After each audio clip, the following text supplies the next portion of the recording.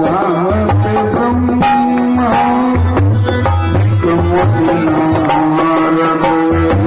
नारद ज्ञान विशारद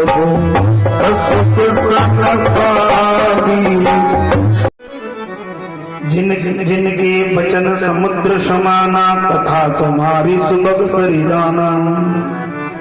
जिनके शरण समुद्र के समान है, यानी समुद्र में कोई वस्तु डाल दो फिर वो पाती बोलो नहीं, उसका कोई मतलब ही नहीं। कान में जब तक हरि की कथा ना जाए, प्रभु की कथा ना जाए, कानों में जब तक सुंदर बात ना जाए, सुंदर शब्द ना जाए, तो फिर इन कानों का महत्व भी क्या है, समझ रहे हो? अच्छा देखो, जो चीज कान में डाली जाती है ना, उसका असर मुंह में होता कि नहीं होता, बोलो ना। है? कान में फुंसी हो गई, डॉक्टर के पास गए, दवाई डाली, आहा, जैसे कान में दवाई डाली, उसका असर मुंह में, मुंह कड़वा, थू थू थू। मुंह में तो दवाई नहीं डाली तो कान में थी। इसका मतलब ये है, जो चीज कान में जाती है उसका प्रभाव मुंह में जरूर होता है, वाणी में, जीभ में जरूर होता है। अब मर्जी तुम्हारी है, हमारी है। इन कानों में चाहे भगवान की कथा डालोगे तो सत्संग डालोगे, अच्छी बातें डालोगे तो मुख से अच्छी बातें ही बाहर आएंगी, और इन कानों में निंदा डालोगे, चुगली डालोगे, गाली गलौज डालोगे,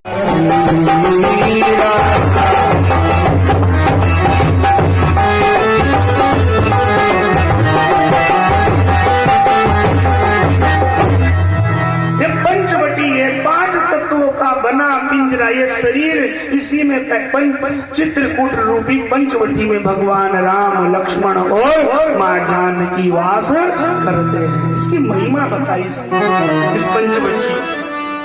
अब महिमा वर्णन करेंगे तो समय अलाउ नहीं कर रहा है, थोड़ा कथा को आगे बढ़ा करके चले। तो भगवान पंचवटी में वहां निवास करते हैं, और सबसे पहले अमर नाग किन्नर दिशपाला चित्रकूट आए ते काला। सबसे पहले देवता मिलने आए, राम जी से आशीर्वाद प्रणाम करने। उसके बाद जो है ऋषि मुनि आए और उन्होंने प्रणाम किया। आवत देखी मुदित मुनि वृंदा, कीन दंडवत रघुकुल चंदा।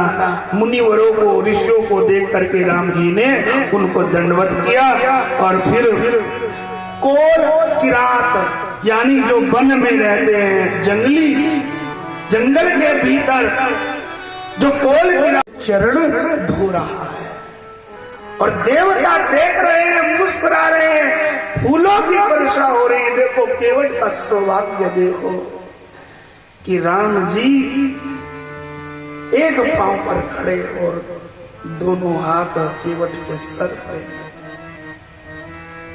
और हाँ, राम ही केवल प्रेम पिया, हम ही केवल प्रेम पिया, राम ही केवल प्रेम पिया, राम ही केवल प्रेम पिया, राम ही केवल प्रेम पिया, श्री राम जय राम जय जय राम, श्री राम जय राम।